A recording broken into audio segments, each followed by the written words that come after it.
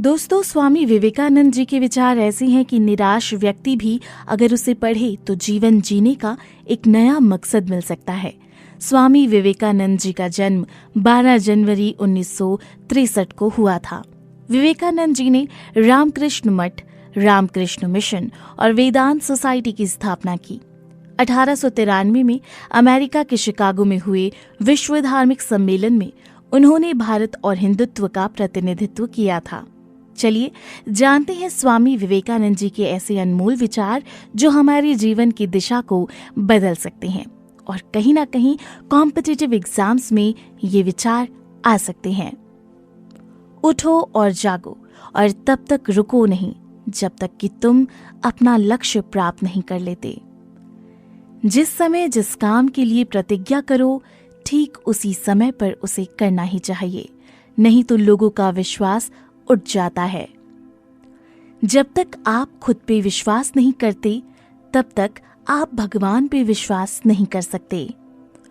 उठो मेरे शेरों, इस भ्रम को मिटा दो कि तुम निर्बल हो।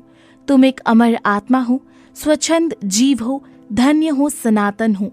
तुम तत्व नहीं हो, ना ही शरीर हो। तत्व तुम्हारा सेवक है, तुम तत्व के सेवक नहीं हो।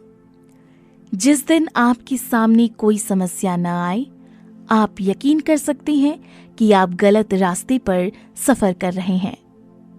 पहले हर अच्छी बात का मजाक बनता है, फिर उसका विरोध होता है और फिर उसे स्वीकार कर लिया जाता है। किसी चीज से मत डरो, तुम अद्भुत काम करोगे। ये निर्भयता ही है जो क्षण भर में परम आनंद लाती है। जो तुम सोचते हो वो हो जाओगे।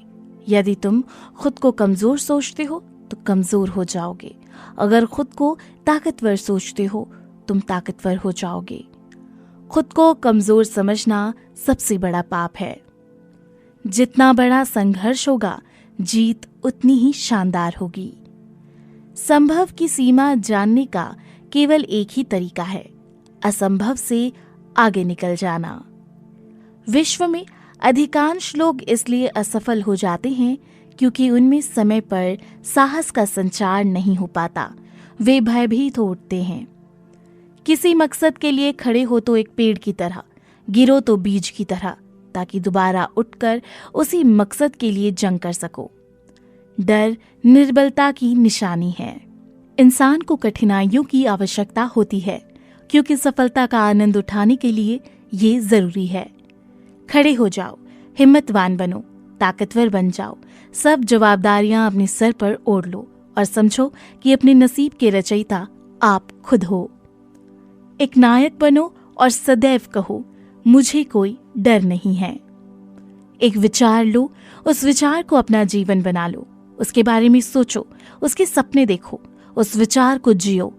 अपने मस्तिष्क, मांसपेशियों, नसों, शरीर के हर हिस्से को उस विचार में डूब जाने दो और बाकी सभी विचार को किनारे रख दो।